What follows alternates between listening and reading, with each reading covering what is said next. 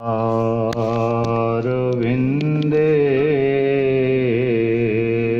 पदारविन्दम्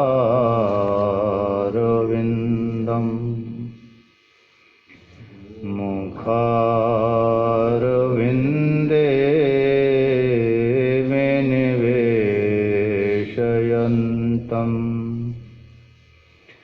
वटस्य पात्रस्य पुटे शयानम्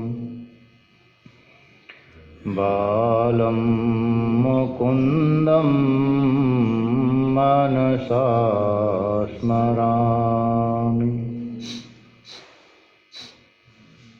वंशी विभूषितकरान्नवनीरदाभात् पीताम्बरादरुणबिम्बफलाधरोष्ठात्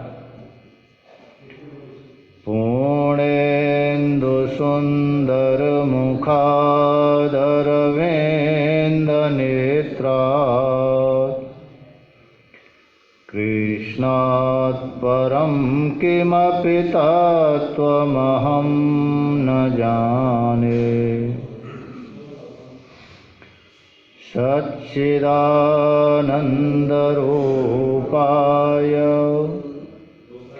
विश्वोत्पत्त्यादिहेतवे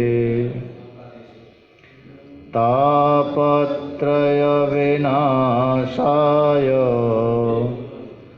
श्रीकृष्णाय वयं नुमः। कृष्णाय वासुदेवाय हरये परमात्मने प्रणतक्लेशनाशाय गोविन्दाय नमो नमः। कृष्णाय वासुदेवाय देवकीनन्दनाय च नन्दगोपकुमाराय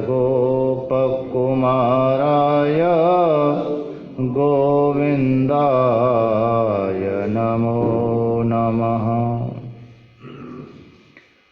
नमो विज्ञानरूपाय परमानन्दरूपिणे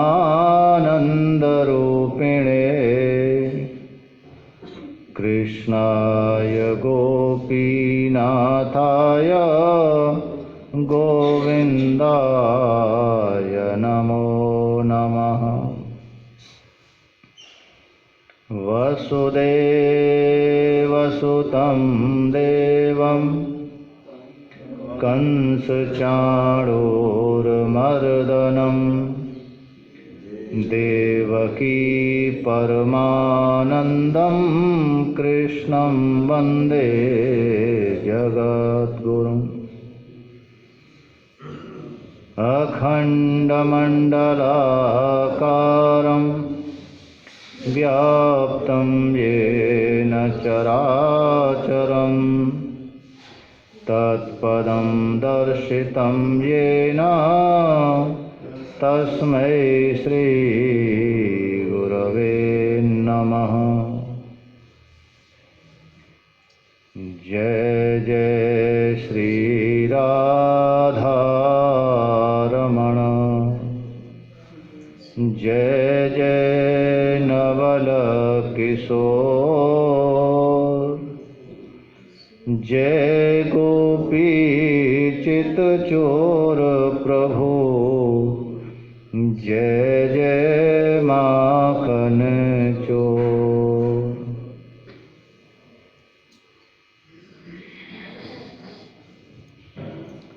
पूज्य महाराज जी के चरणों में साष्टांग करते थे, स्वामी जी के चरणों में और आप सभी के चरणों में मेरा नमन और वंदन।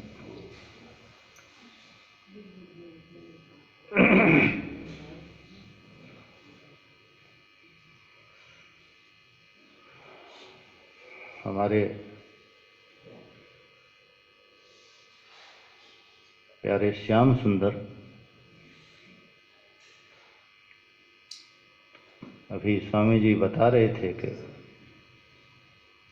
इतना सुंदर ठाकुर ठाट वाट का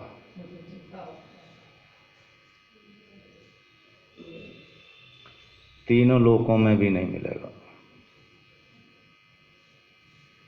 ऐसो चटक मटक को ठाकुर कहीं नहीं है। चलिए तो उसी की भावभूमि में आज पहुंचते हैं, उसी नंद भवन में।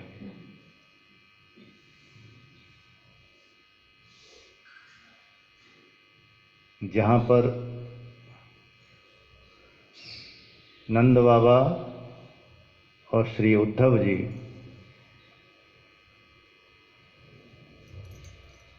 आपस में वार्तालाप कर रहे हैं। श्री उद्धव जी ये बताने पर तुले हुए हैं कि बाबा वो केवल आपका ही पुत्र नहीं है,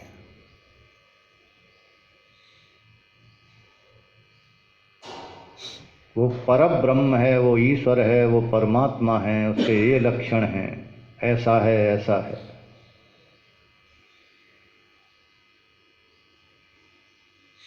बाबा मन ही मन सोचते हैं, बाबा में तर्क करने की शक्ति नहीं है, जवाब देने की भी शक्ति नहीं है। नहीं तो यदि यहीं पर गोपियां होती तो उद्धव जी की जितनी भी ज्ञान की गठरी थी वो यहीं पर समाप्त हो गई होती। लेकिन नंद बाबा ने विचार किया कि ये मेरे घर पर आए हैं। दूसरा, एक बात दोनों की जरूर मिली जो नंद बाबा में और उद्धव जी में थी। नंद बाबा ये चाहते थे कि हमारा लाला हमारे पास आ जाए,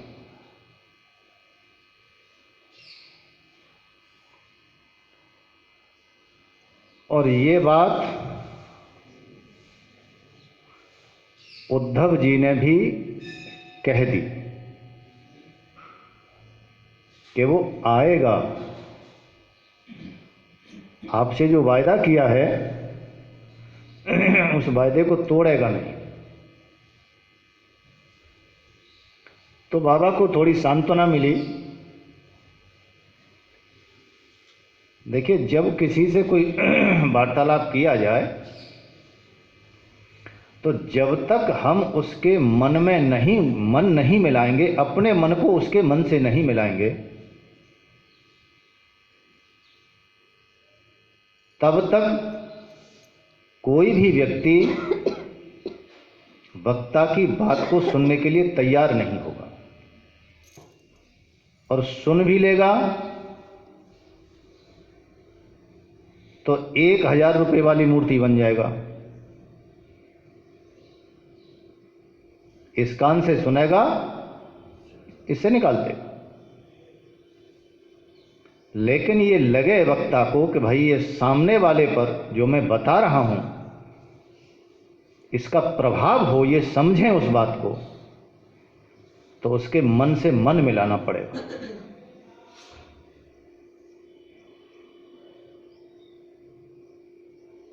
सफलता क्यों नहीं मिलती? कितने वक्ता हैं, कितनी भागवतें हो रही हैं,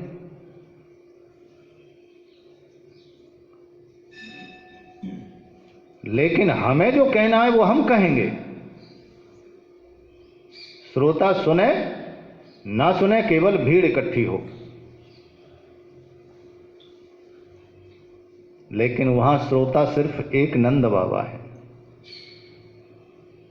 और उद्धव की ज्ञान की चर्चा को बहुत प्रेम से सुन रहे हैं, कोई जवाब नहीं दे रहे, भले ही अंदर घुल रहे हैं कि ये कह क्या रहा है, बता क्या रहा है, लेकिन न कोई प्रश्न कर रहे हैं और न कोई जवाब ही दे रहे।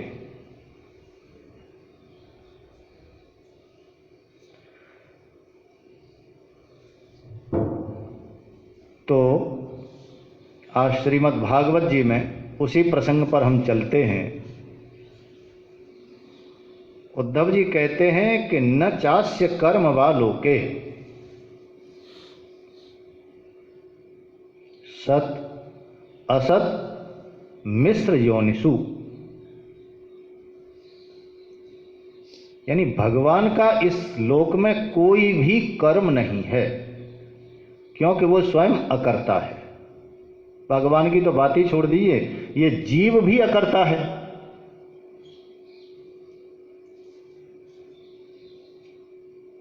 ये भी करता नहीं है, लेकिन जब संग पाता है किसका? शरीर का, इंद्रियों का और चित्त का। तो शरीर जब पाता है और शरीर पाने के बाद जब इसमें अहम बुद्धि आ जाती है तो ऐसा लगता है कि ये करता है। तो जब जीव ही करता नहीं है तो भगवान के लिए कौन सा कर्म यहां करने के लिए बाकी है? वो लगता है कि सब कर रहा है, हमको लगता है, क्योंकि हम एक क्षण भी कर्ता भाव से रहित नहीं हो पाते। तो जो हमारा भाव है, जो हमारी दृष्टि है, हम वही सामने सृष्टि देखते हैं। नजर बदली तो नजारे बदल गए, और किश्ती का रुख बदला तो किनारे बदल गए। आवश्यकता है सिर्फ दृष्टि को बदलने की। गीता में और मानस में, दोनों ग्रंथों में बड़ी मुसीबत, मानस फिर आ गई। गीता में और मानस में एक बहुत बड़ा अंतर है। जो हमें लगता है, हमको लगता है नहीं, हमको लगता है। मानस रामायण हमको ये बताती है कि हम अपने कर्म से, अपने परम पुरुषार्थ से, अपने आदर्शों से, अपनी मर्यादाओं से और परम पुरुषार्थ से इस सृष्टि को बदल सकते हैं, जैसा कि भगवान श्री राम ने बदल के दिखाया। कैसी सृष्टि? कि जहां दैहिक, दैविक, भौतिक तापा, तीन तरह के ताप होते हैं, दैहिक, दैविक और भौतिक। दैहिक माने देह संबंधी, आदि व्याधि। दैविक जो परमात्मा के द्वारा दिए हुए होते हैं, अतिवृष्टि, अनावृष्टि, अकाल, भूकंप।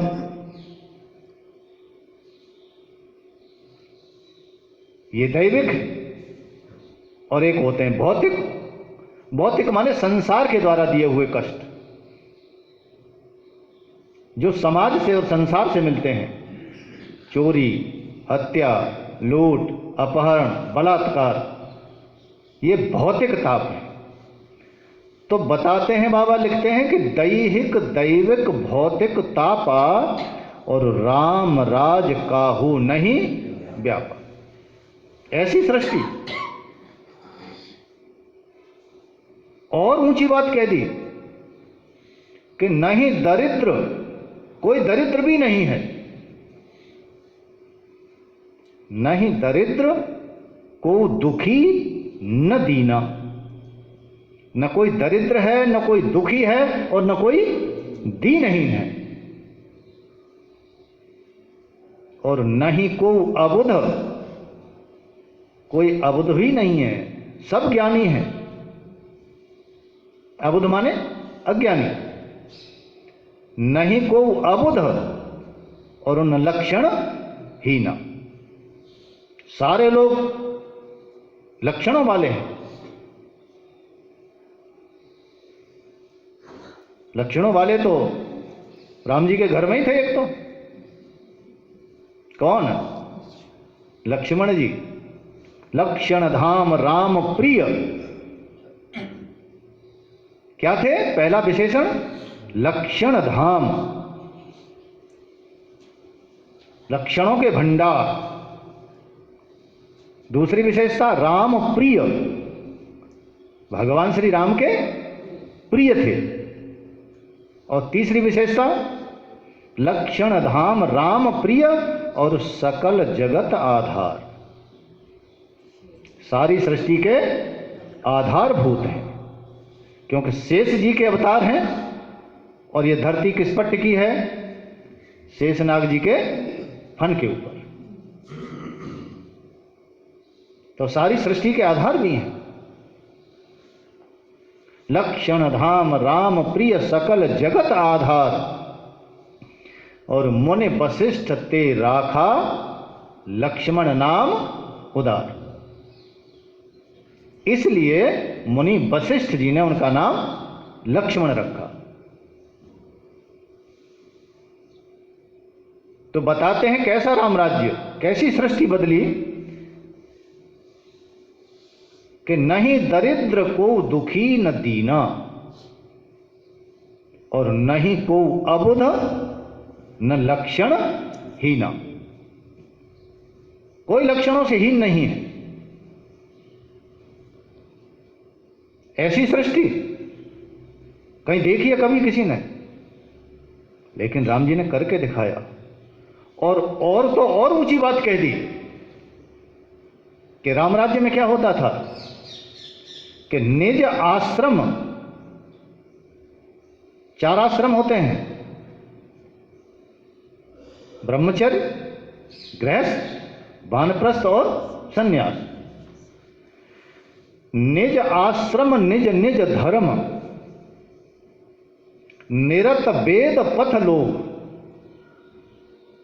सभी अपने अपने आश्रम के, अपने अपने आश्रम यानी ब्रह्मचर्य वाला ब्रह्मचर्य का पालन कर रहा है, गृहस्थ वाला गृहस्थी का पूरा अच्छा पालन कर रहा है, वानप्रस्थी अपने वानप्रस्थ के धर्म का निर्वाह कर रहा है, और सन्यासी अपने सन्यास धर्म का निर्वाह कर रहे हैं। निज आश्रम निज निज धर्म, निरत वेद पथ लोग। सारे लोग कहां चल रहे हैं? वेद के रास्ते पर, जो रास्ते वेद ने बताए। निज आश्रम निज निज धर्म, निरत वेद पथ लोग। चलहि सबहि पावहि सुखहि, नहीं कहूं रोग न सो। ऐसी सृष्टि बना के दिखा दी, सृष्टि को बदल दिया राम राज्य में। यानी भगवान श्री राम ने अपने परम पुरुषार्थ से इस सृष्टि को बदल के दिखाया। लेकिन गीता क्या कहती हैं? गीता कहती हैं कि अर्जुन, इस सृष्टि को तू अपनी दृष्टि से मत देख। यदि तू अपनी दृष्टि से देखेगा तो फंस जाएगा। भगवान इस सृष्टि को अपनी दृष्टि से दिखाना चाहते हैं। इसलिए भगवान ने कहा तू इसके सुधारने का बीड़ा मत उठा, ये जैसी है वैसी रहने दे, तू इसका ठेकेदार मत बने। पंडित गया प्रसाद जी बहुत सुंदर बात कहते थे, बहुत सुंदर।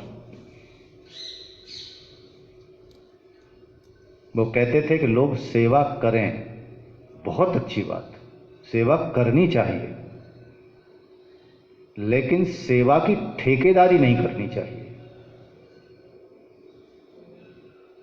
अब सेवा की ठेकेदारी क्या होती है तो वो बताते थे कि यदि आप कहीं जा रहे हैं और चलते चलते अचानक कहीं किसी इलाके में आपको एक बहुत प्यासा व्यक्ति मिल जाए, उसके पास पानी नहीं है, बहुत प्यासा है, और आप वहां से जा रहे हैं और आपके पास आधा लीटर पानी है,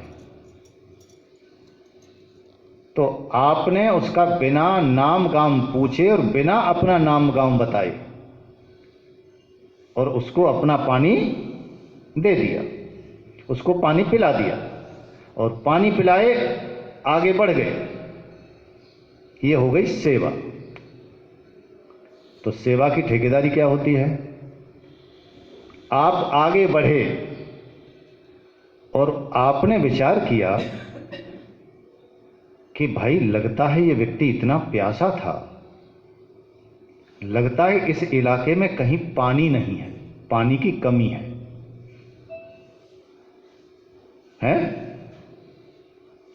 तो और भी बहुत सारे लोग प्यासे हो सकते हैं, तो क्यों न इस इलाके में एक प्याऊ बनवा दी जाए।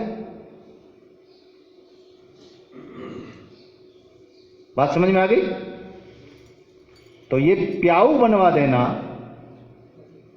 ये नहीं कह रहा मैं, ये पंडित गया पूछा, ये प्याऊ बनवा देना का मतलब पानी पिलाने का ठेका ले लेना, ये ठेकेदारी कर। सामर्थ्यवान है, उनको सब करना चाहिए, वो अलग बात है। तो भगवान अर्जुन से कहते हैं कि तू इस संसार को सुधारने का बीड़ा उठाना बंद कर। पंडित जी भी इस बात को कहते थे कि इस संसार में फंसना ये तो व्यक्ति का पतन है ही है, लेकिन इस संसार को सुधारने का बीड़ा उठा लेना ये भी कोई कम पतन नहीं है कि मैं इसको सुधार के मानूंगा। और वही बात भगवान कहते हैं कि अर्जुन, तू इस सृष्टि को बदलने के चक्कर में मत पड़े, इस सृष्टि को बदलने का काम उसी पर छोड़ दे जिसने सृष्टि को बनाया है।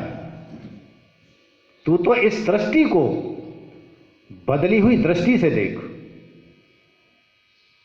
और वो बदली हुई दृष्टि तेरे पास नहीं है, इसलिए दिव्यम ददाम ते चक्षु,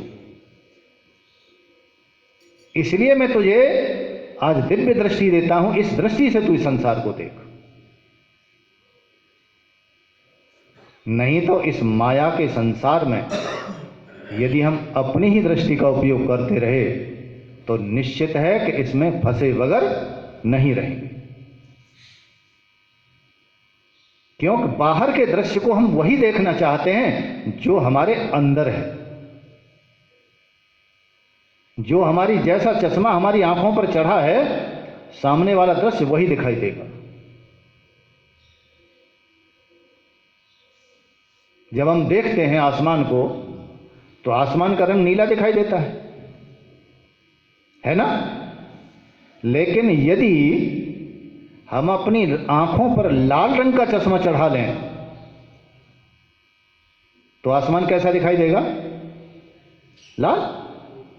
हरे रंग का चश्मा चढ़ा लेंगे तो हरा दिखाई। दृश्य में कोई परिवर्तन नहीं, दृश्य वही है, यदि भेद है तो हमारी दृष्टि का। हम देखना क्या चाहते हैं। पंडित जी उदाहरण देते थे, कहते थे कि सामने सड़क पर एक जवान लड़का और एक जवान लड़की और आपस में खूब प्रेम कर रहे, एक दूसरे को चूम रहे, और इस दृश्य को दो व्यक्ति देख रहे हैं। तो जिसकी दृष्टि गलत है वो ये कहेगा कि देखो ये दोनों खुलेआम सड़क पर कैसा, ये क्या कर रहे हैं, इनको शर्म नहीं आती। लेकिन जिसकी दृष्टि सही है, ठीक है, वो कहेगा कि देखो ये भाई है, ये सेना में नौकरी करता है, अपनी नौकरी पर जा रहा है, तो अपनी बहन को कितना प्यार करके जा रहा है। दृश्य एक ही है, लेकिन हमारी दृष्टि का भेद है कि हम उस दृश्य को देखना क्या चाहते हैं।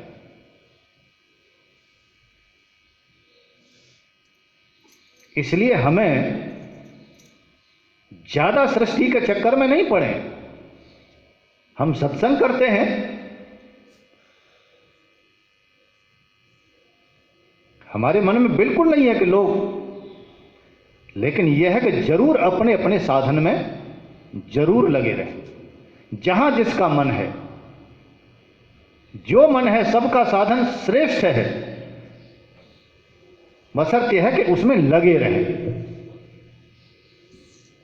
सत्संग है ही इसलिए, कथा वार्ता होती इसलिए है।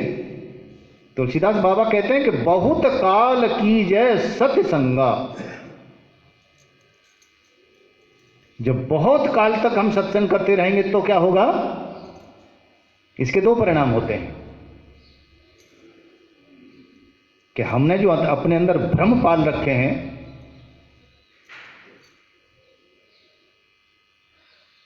संशय पाल रखे हैं, तो बाबा कहते हैं कि बहुत काल की जय सत्संगा, तब बिना ही प्रयास होए भ्रम भंगा।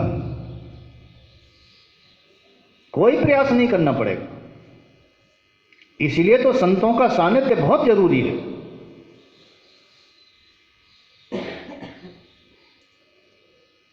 कुछ लोग इसको और बदल देते हैं और ऊंची बात कर देते हैं कि बहुत काल की जय सत्य संगा, तब बिना ही प्रयास होए भव भंगा। यानी सत्संग करते करते व्यक्ति भवसागर से पार भी हो सकता है।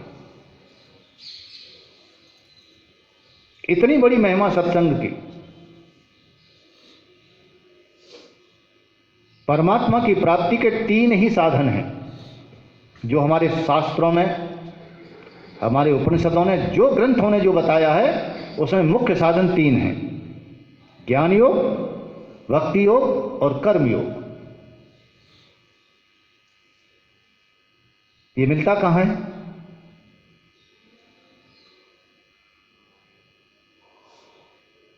एक बार जयपुर में, जब मैं जयपुर में था, तो जयपुर में एक बहुत बड़ा सत्संग का आयोजन था। मुझे भी बुलाया गया था उसमें, पर उसमें विषय दे दिया गया था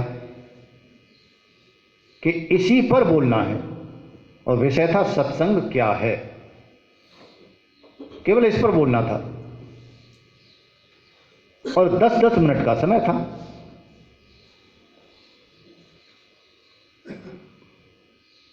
मैंने बहुत मना किया, भाई मेरे से न बुलवाएं, लेकिन वो लोग माने नहीं, उनका स्नेह था। तो मेरा जब नंबर आया तो मैंने कहा मैं आपकी 10 मिनट नहीं लूंगा, मैं 2 मिनट में मेरा सारा काम, क्योंकि मेरे भी इतना बोलना आता नहीं, मेरे में इतनी बुद्धि नहीं है कि मैं इतना बोल पाऊं 10 मिनट तक इतनी बड़ी सभा में। पर आपने जो शीर्षक दिया उस पर मैंने कहा कि देखिए, ज्ञान भक्ति और कर्म की है सत्संग दुकान। ये सत्संग जो है एक दुकान है। इस दुकान में सामान क्या मिलता है? 3 आइटम मिलते हैं सिर्फ: ज्ञान योग, भक्ति योग और कर्म योग। अब किसी दुकानदार के पास आप जाएं और उससे कहें कि भाई ये सामान निकाल दे दे हमें, तो दुकानदार बिना लिए कुछ देगा क्या? देना तो पड़ेगा दुकानदार को। हमने कहा जब दुकान बताई है तो फिर पैसा भी तो देना पड़ेगा। तब हमने कहा कि ज्ञान भक्ति और कर्म की है सत्संग दुकान। जो चाहो सो मोल लो। इन तीनों आइटमों में से जो आपको चाहिए सो मोल ले सकते हैं। करके श्रद्धा दान, श्रद्धा रूपी पैसा आप सत्संग रूपी दुकान में दे दीजिए। यानी सत्संग में आपकी पूरी निष्ठा और श्रद्धा हो। यदि आपकी श्रद्धा है, श्रद्धा का मतलब जो मैंने अपने बुद्धि से अर्थ लगाया है, श्रद्धा दो शब्दों से मिलकर के बनता है, सत और धा। यदि इन दोनों को मिला दें तो श्रद्धा हो जाएगा। अब सत और धा, इन दोनों का अर्थ क्या है? सत्य माने सत्य। सत्य कौन है? परमात्मा। और धा माने धारण करना। जब हमारी इस बुद्धि में केवल और केवल सत्य को धारण करने की क्षमता आ जाती है तो बुद्धि की उस अवस्था का नाम है श्रद्धा। ये नहीं कि हम किसी के सामने गए और लंबे लेट गए तो भाई हमारी बड़ी श्रद्धा है।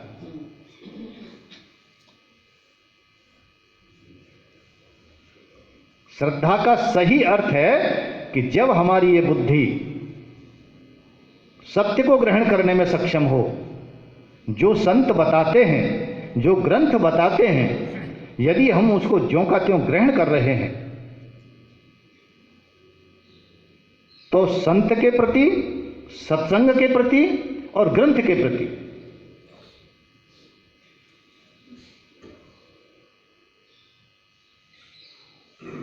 यह सच्ची श्रद्धा है। सत्संग की तो बहुत बड़ी महिमा हमारे सारे ग्रंथों ने गाई है। मज्जन फल पेखिय तत्काला,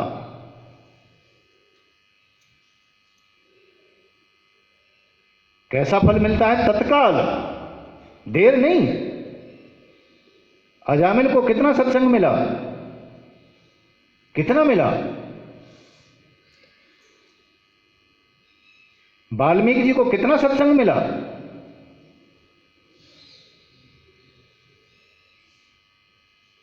थोड़ा ही सत्संग काम कर गया। और कह भी दिया है कि तात स्वर्ग अपवर्ग सुख सब जानते हैं हम, लेकिन सत्संग में निष्ठा हो, ग्रंथ में निष्ठा हो। एक सज्जन ने मेरे से पूछा कि जी निष्ठा में और श्रद्धा में क्या अंतर है?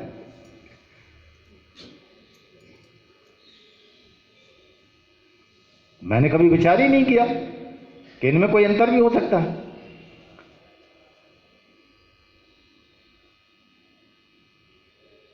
तो अचानक ठाकुर जी ने ऐसी प्रेरणा दी। हमने कहा जी निष्ठा में और श्रद्धा में अंतर यह है कि श्रद्धा की जो परिपक्व अवस्था है वो निष्ठा कहलाती है, जो कभी फिर डिगे नहीं। श्रद्धा की परिपक्व अवस्था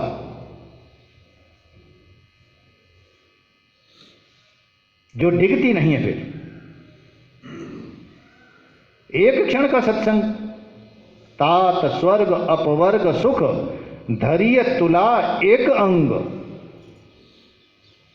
और तूलन ताहे सकल मिल, जो सुख लव सत्संग। और इस महिमा को बता कौन रहा है मालूम है आपको? किसके मुख से बतलाई गई है ये? लंकिनी, जो लंका में रहती थी,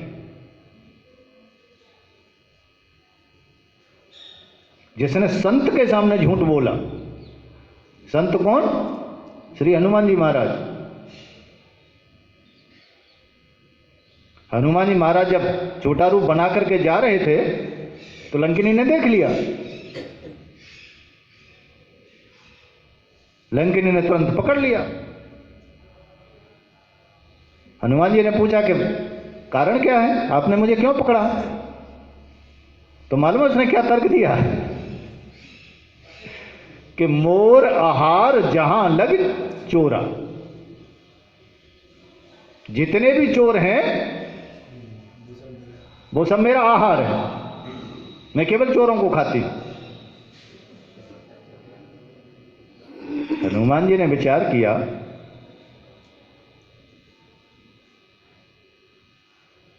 कि ये तो परम झूठ बोल रही है, एक तो परम सत्य होता है, ये तो परम झूठ बोल रही है।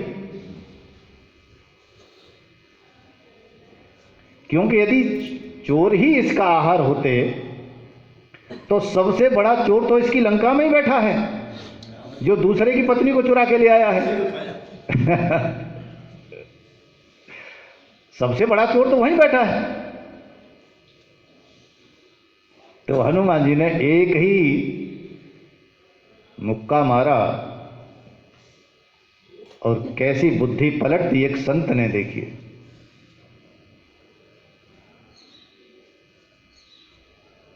कैसी बुद्धि पलटी कि तुरंत बोल पड़ी। अब तक तो रावण को राजा बता रही थी, राजा ही बदल गया।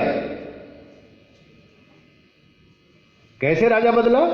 कहने लगी कि प्रबस नगर कीजे सब काजा, और आगे हृदय राख कौशलपुर।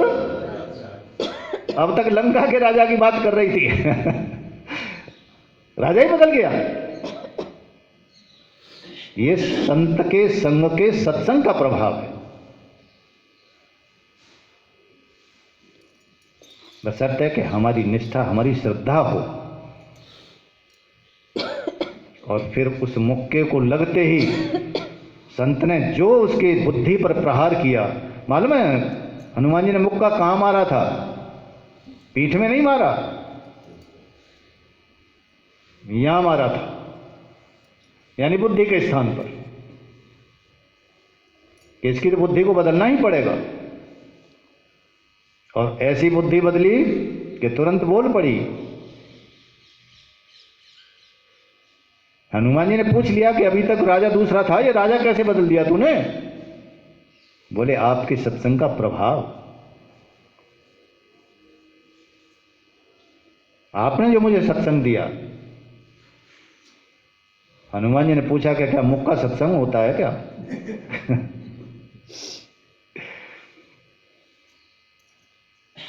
एक संत थे,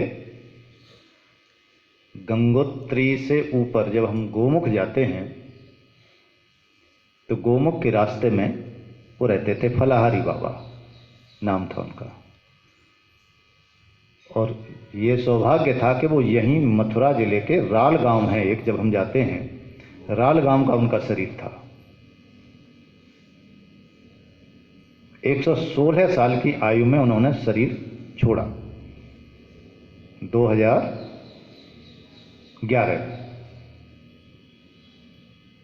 यहां से गए, रामलीला करते थे, तो रामलीला में राम बनते थे, राम का अभिनय करते थे।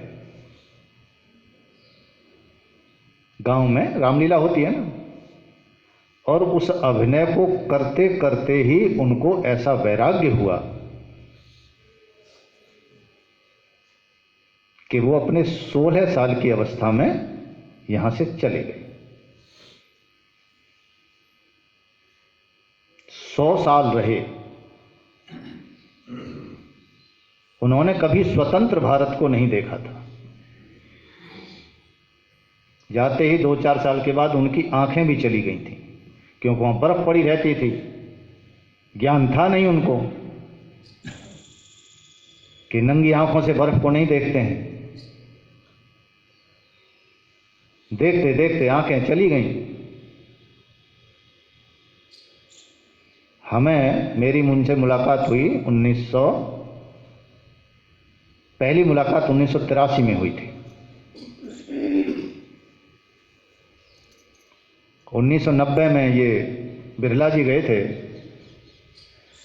उस समय अवस्था उनकी लगभग मुझे लग रहा है शायद ऐसी रही होगी 90-95 साल के करीब, 90 साल के करीब। तो बिरला जी ने कहा बोले महाराज ये कृपा करिए। बोले क्या? बोले महाराज जी मैं आपकी आंखों को बनवाना चाहता हूं।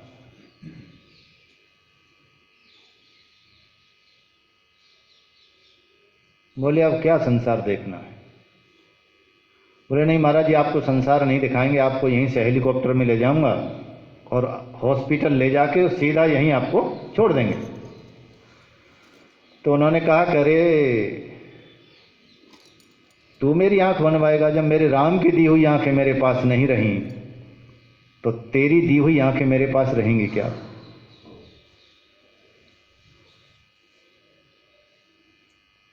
तो उनका प्रसंग क्यों आया? क्योंकि जब उनके पास कोई जाता था और सामने बैठा आंखों से दिखाई तो देता नहीं था, लेकिन अंदर की आंखें इतनी तेज थी उनकी कि यदि कोई 50 साल पहले भी मिला हो उनसे तो वो आवाज से तुरंत पहचानते थे और फिर उसे झुका करके, नीचे सामने बैठा होता तो नीचे झुका करके और फिर उसकी पीठ में मुक्का मारते थे। 3 मुक्के मारते थे, यानी जिसको ज्यादा प्यार करते थे उसमें और ज्यादा भी मार देते थे, लेकिन 3 उनका कम से कम रेट था। वही मुक्का मारा श्री हनुमान जी महाराज ने।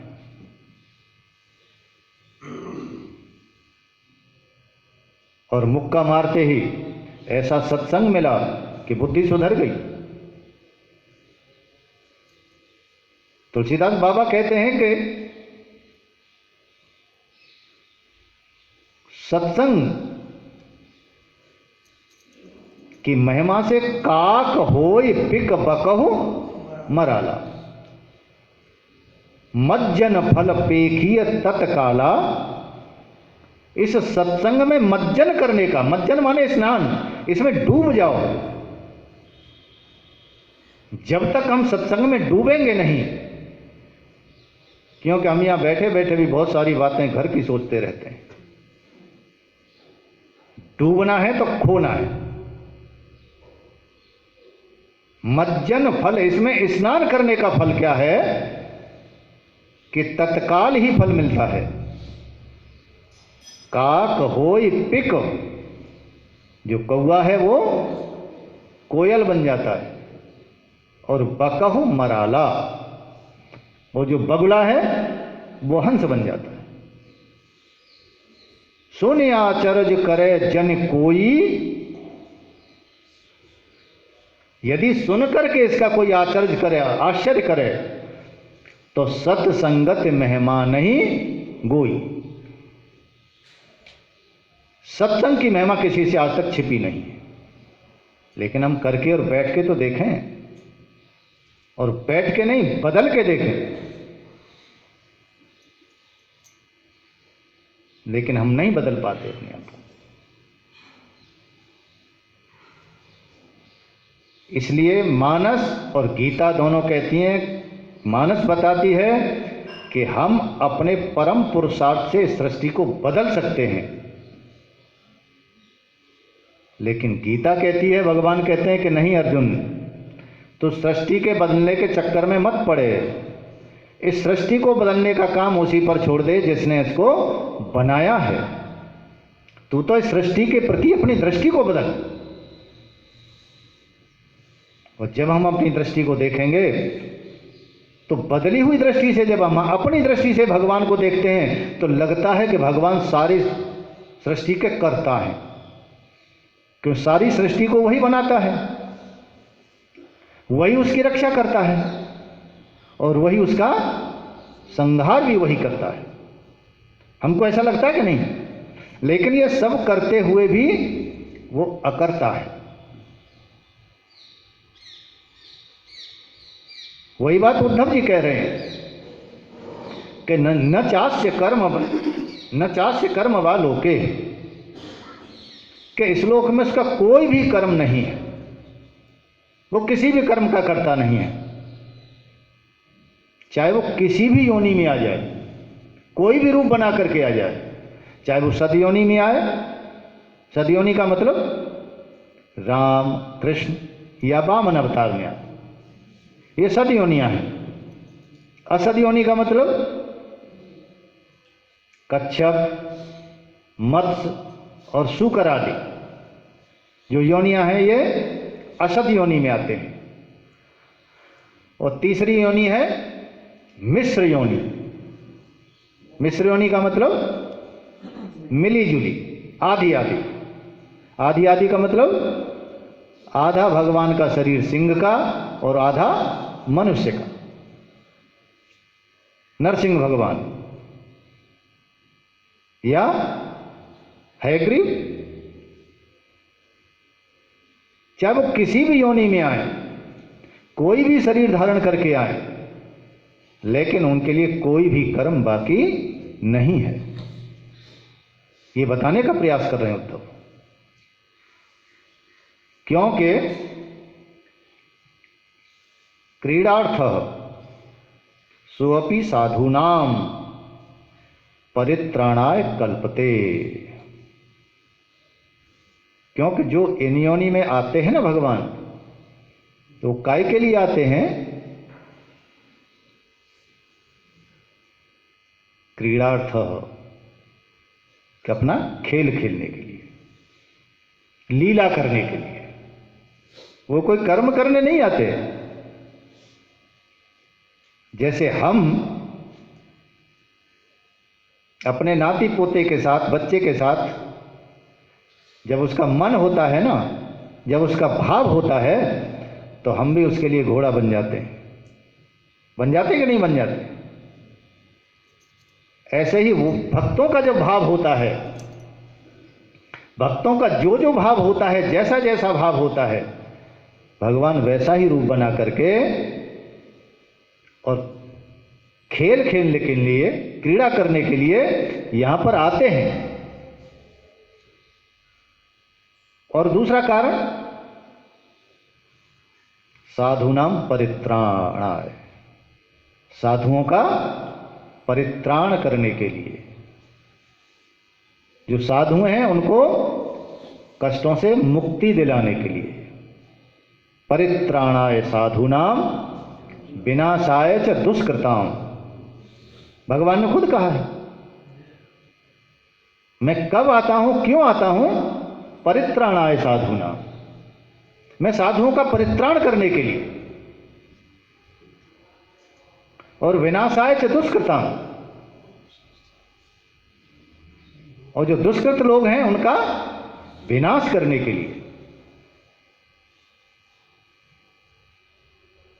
और धर्म संस्थापनार्थाय, धर्म की स्थापना करने के लिए। संभवामि युगे युगे, मैं युग युग में, अलग अलग योनियों में, अलग अलग तरह से संभवित होता हूं।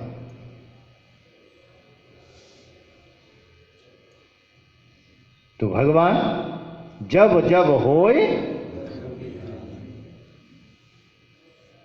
बाढ़ असुर अधम अभिमानी, तब तब धरि में विविध शरीरा और हरहु सकल सज्जन कर। भगवान दो ही कारणों से आते हैं, परित्राणाय साधुनाम, या फिर अपना खेल खेलने के लिए। कोई ये समझे कि भगवान कोई कर्म करने के लिए आते हैं। भगवान किसी भी कर्म से बंधे हुए नहीं है। बंधा हुआ तो ये जीव है, जीव लगता है, जीव करता नहीं है। लेकिन इनका संग करते करते, शरीर का, इंद्रियों का और चित्त का संग करते करते, उसमें जब अहम बुद्धि आ जाती है, तब ये कर्ता बनता नहीं है, कर्ता दिखता है। वो मान भी लेता है कभी कभी कि मैं ही करता हूं। लेकिन यदि इनका संग नहीं करेंगे, इसलिए संग का प्रभाव बहुत जल्द पड़ता है। सत्संग का प्रभाव, आप सालों सत्संग कर लीजिए, आसानी से पड़ने वाला नहीं है,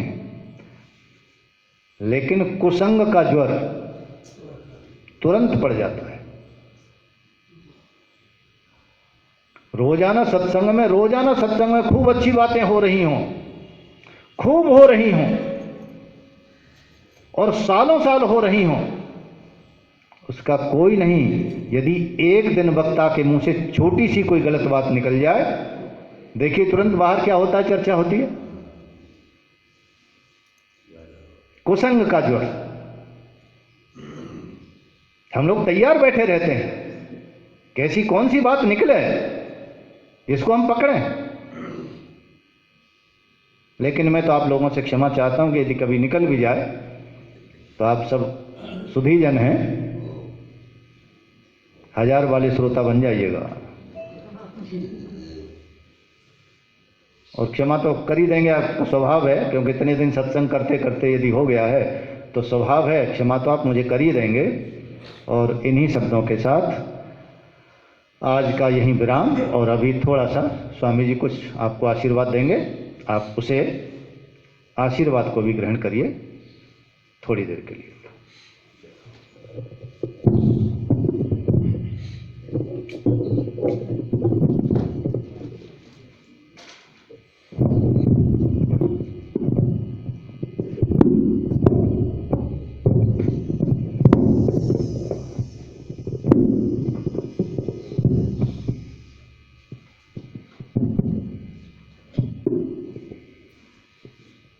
नारायण नारायण नारायण नारायण। बहुत महत्वपूर्ण बात हम सब अभी श्रवण कर रहे थे। परम पूज्य महाराज जी के बारे में ये स्वामी ओंकारानंद जी तो इनको करीब 15 साल हो गए। अभी जो वर्तमान में स्वामी सच्चिदानंद जी महाराज जो महंत हैं आश्रम के, वो कहा करते हैं कि दो ही ऐसा समय था जब महाराज श्री सत्संग में नहीं होते थे। एक तो सोते समय और एक जब वो बाथरूम में होते।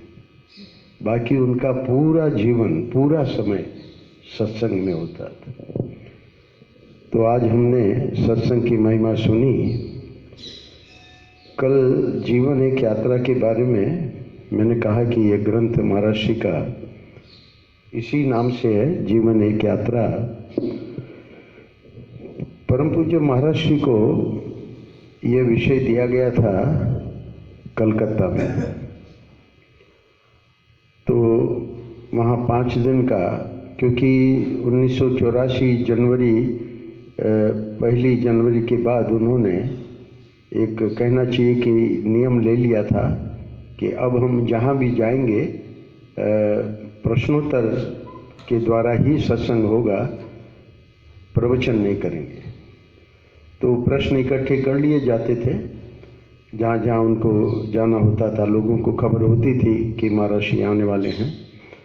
तो ये आप देखेंगे, ये पुस्तक सबको मिलेगी अभी। तो इसी शीर्षक के अंतर्गत जो भी प्रश्न पूछे गए, महाराज श्री ने अपने, इसका वीडियो भी बना था, वो वीडियो भी उपलब्ध है। तो बाद में सुन के ये लिख लिया गया। एक प्रश्न हम जरूर रखेंगे, इसका उत्तर कल देंगे आप, कि लंकिनी को तो हनुमान जी ने यहाँ मारा, पर ये जो संत थे, आपने ध्यान दिया कि ये 3 मुट्ठी पीठ पे मारते थे। तो कल इसका रहस्य बताएंगे कि वहाँ तो तुरंत असर हो गया लंकिनी की, तो वो राजा ही बदल गया उसका। पर यहाँ गंगोत्री के ये जो संत रहे अपने राल के, और ये जो लीला करते थे पीठ पे मुट्ठी मारने की, और जहाँ ज़्यादा प्रेम होता था तो ज़्यादा मारते थे, तो उसकी प्रक्रिया से कैसे क्या होता है इसका रहस्य, क्योंकि स्वामी जी के पास बहुत सारे रहस्य हैं, तो कभी खोल देते हैं और कभी सोचते हैं कि जब पूछेंगे तब हम बताएंगे। तो स्वामी जी कल हमको इस विषय पे बताएंगे, और ज़्यादा समय न लेकर कल एक बात मैंने रखी थी, और ये बात हम सबके काम की है। ये बात हमको मिली थी एक संत से, स्वामी श्री रमणानंद जी महाराज। स्वामी रमणानंद जी महाराज का यहाँ भी हमने सत्संग करवाया था। एक दिन एक बार जब आए हुए थे तो अधिक मास 1 महीने का यहीं गोपालगढ़ में ही रुके थे। तो हमने उनसे प्रार्थना की कि ये प्रतिदिन का सत्संग हमारा तो चलता ही है, अब आप यहाँ ठहरे हुए हैं तो आपको भी कुछ न कुछ हमारे जो सत्संगी है उनके लिए आपको प्रसाद देना है। तो मान गए, और हमारे बाद आधा घंटा गीता के 3रे अध्याय पे बोले, वो रिकॉर्ड भी हुआ है। तो स्वामी रमणानंद जी ने एक बहुत ही प्यारी बात सुनाई, उसी को मैं शेयर करके विराम दूंगा। कल हमने ये कहा था कि स्वामी जी का हर कोई प्रणाम नहीं ले पाएगा। ये तो इनकी विशेषता है कि ये हम लोगों से प्रणाम नहीं लेते।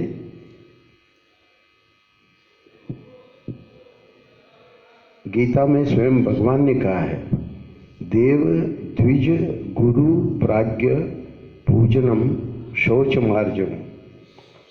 ये क्या है? शारीरिक तप का, सात्विक शारीरिक तप क्या है? राजसिक मान और तामसिक तप को तो छोड़ना है, यानी वो तो इसलिए गिनाए गए कि उसमें नहीं जाना है। सात्विक जो शारीरिक तप है उसमें देवताओं की पूजा हम सब जानते ही हैं। द्विज ब्राह्मण, हमारे परम पूज्य महाराज श्री कहा करते थे कि श्रीमद् भागवत में ब्राह्मण का जो सम्मान भगवान कृष्ण ने जैसे ब्राह्मण के सम्मान के बारे में बातें बताई है, अद्भुत है। देव द्विज गुरु और प्राज्ञ, यहाँ देखिए गुरु और प्राज्ञ अलग अलग गिनाए भगवान ने। तो विद्वान टीकाकारों ने बताया है कि गुरु तो जिनके भी सद्गुरु हैं, जो भी हैं, वो तो पूजनीय है ही हैं, पर प्राज्ञ ये जो चौथा है, ये है वो भले किसी भी वेश में हो, किसी भी आश्रम में हो, किसी भी वर्ण के हो, ध्यान दीजिएगा, किसी भी वर्ण के हो, किसी भी आश्रम के हो, है ना, किसी भी वेश में हो, वो प्राज्ञ जो है यानी श्रोत्रिय ब्रह्मनिष्ठ ऐसे महापुरुष वो पूजनीय है। तो इसलिए ये मैं देखता था, हमारे से जो सीनियर थे स्वामी प्रबुद्धानंद जी महाराज, पंडित राम किंकर जी, वो सन्यासी नहीं है, पर प्रबुद्धानंद जी उनको चरण छू के प्रणाम करते थे। तब हमको समझ में आया कि हमको अपने व्यवहार को कैसे रखना है। ऐसे नहीं कि सन्यासी है तो हम किसी को प्रणाम नहीं कर सकते। प्राज्ञ स्वयं भगवान कह रहे हैं कि ये तो शरीर का तप है। तो कल मैंने बताया कि हम लोग करते क्या हैं कि जब प्रणाम कोई करता है जिसके योग्य अगर हम नहीं हैं, तो रमणानंद जी महाराज ने बताया कि उसको पास ऑन कर दो, उसको वहाँ भेज दो जहाँ, यानी वो हमके शरीर को प्रणाम नहीं कर रहे हैं, वो तो हमारे हृदय में जो परमात्मा है उसको प्रणाम कर रहे हैं, तो वहाँ भेजना पड़ेगा। तो भेजने का तरीका क्या है वो 2 मिनट में मैं बताता हूँ। वो कथा एक सुनाते थे, बहुत ही छोटी सी कथा है। भरतपुर में एक शिष्य रहे कारपेंटर अपने गुरु महाराज के, और वो सिद्ध गुरु थे, पहुंचे हुए गुरु थे, सिद्ध संत थे। और गुरु पूर्णिमा के दिन एक बड़ी समय लगा कि उन्होंने 2-3 महीने में खाट बनवाई गुरु महाराज के, खाट बनाई गुरु महाराज के लिए, और उसको ले आए 2 आदमी, मतलब उसको ढूंढे ले आए।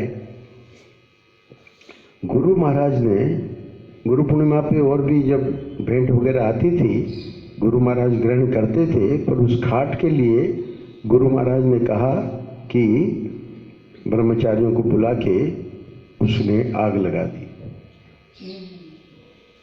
बड़ा दुखी हुआ भक्त, कुछ बोला नहीं।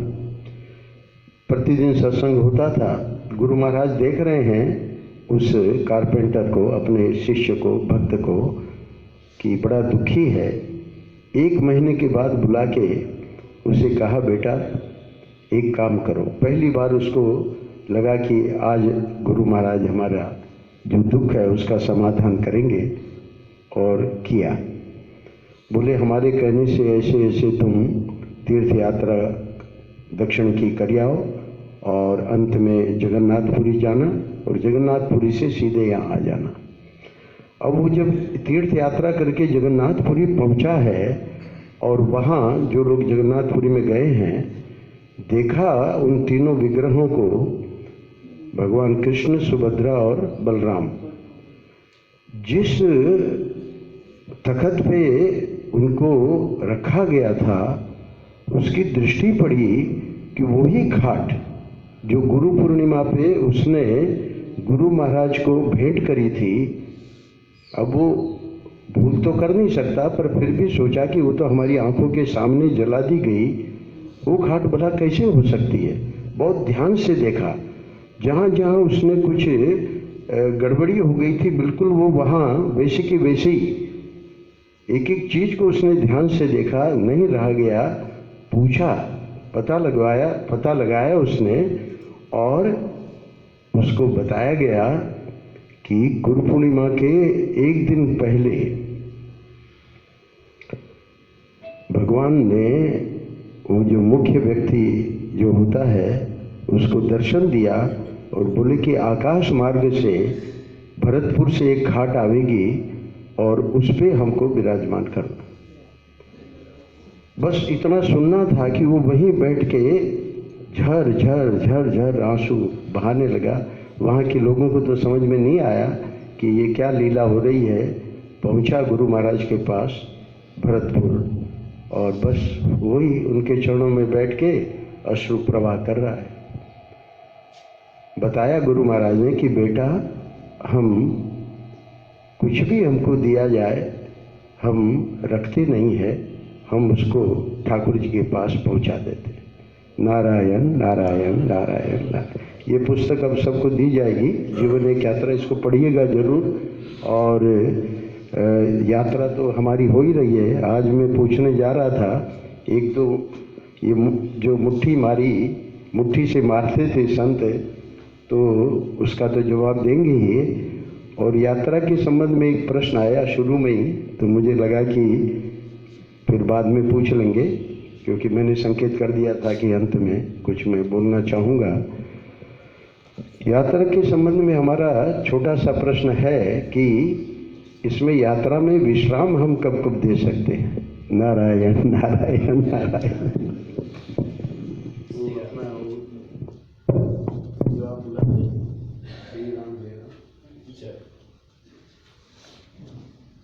श्री राम जय राम जय जय राम, श्री राम जय राम जय जय राम, श्री राम जय जय राम, श्री राम जय राम जय जय राम, श्री राम जय राम जय जय राम, श्री राम जय राम जय जय राम, श्री राम जय राम जय जय राम।